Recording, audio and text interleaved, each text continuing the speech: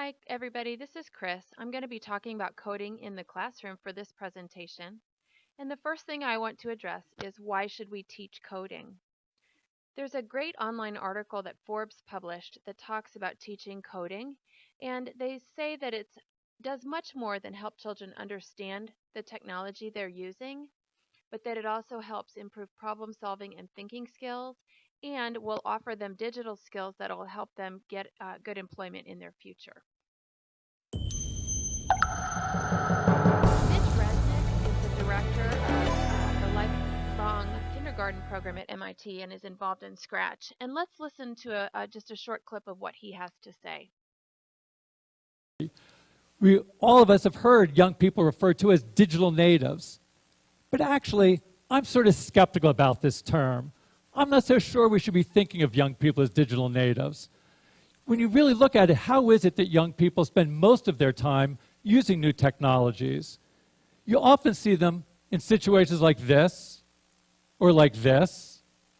And there's no doubt that young people are very comfortable and familiar browsing and chatting and texting and gaming. But that doesn't really make you fluent. So young people today have lots of experience and lots of familiarity with interacting with new technologies, but a lot less so of creating with new technologies and expressing themselves with new technologies. It's almost as if they can read but not write with new technologies. And I'm really interested in seeing how can we help young people become fluent so they can write with new technologies. And that really means that they need to be able to write their own computer programs or code. So increasingly, people are starting to recognize the importance of learning to code. So now that we've talked about why we should teach code, let's talk about how to teach code. Code.org is a great place to start. Computer programming is pretty simple. It's a set of instructions like a recipe. You have to follow them step by step to get the end result you want. Code.org offers free coding lessons for teachers and students. So when you go to code.org, you'll see in the center how to sign up for an account. And then once you've signed up, you just go ahead and click on the sign in button. And when you log back in, you'll see a welcome back screen.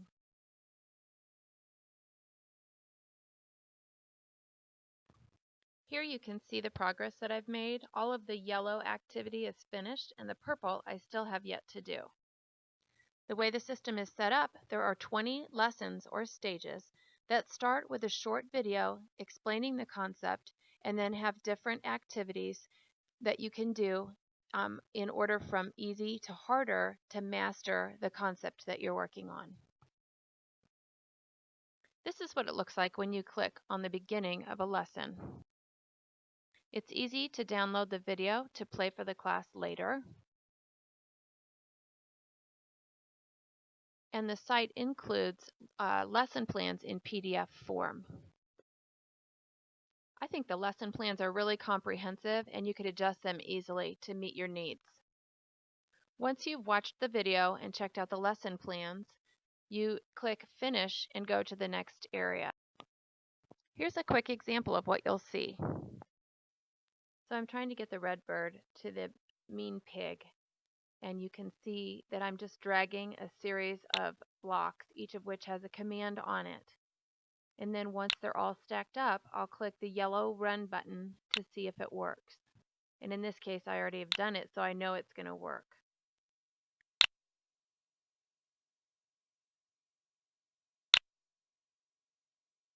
So here we go. Let's push Run. And as you can see, each command that the bird does, the little yellow command block lights up. Another thing I like is that after you complete the puzzle, you can click on the green Show Code button, and it will show you the code as if you had typed it out rather than moved command blocks.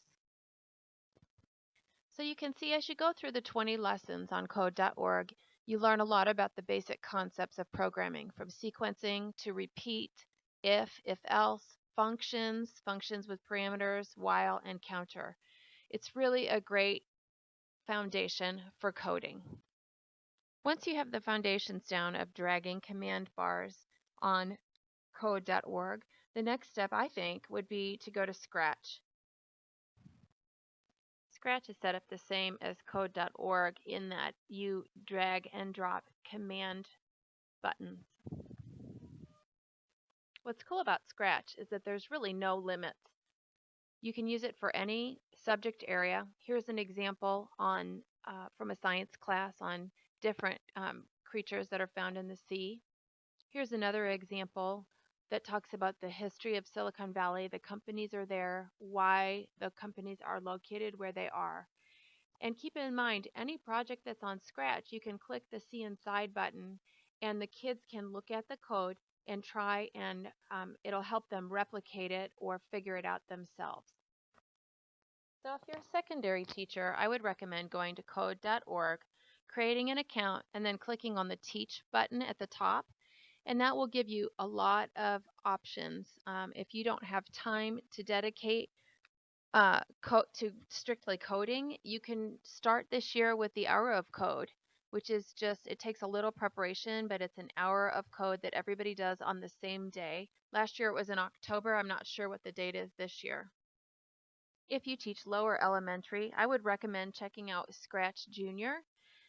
Right now there is curriculum and assessments available online, and the iPad app is due out this summer. So I hope you've enjoyed this presentation and it gives you some information so that you can get started coding in your own classroom.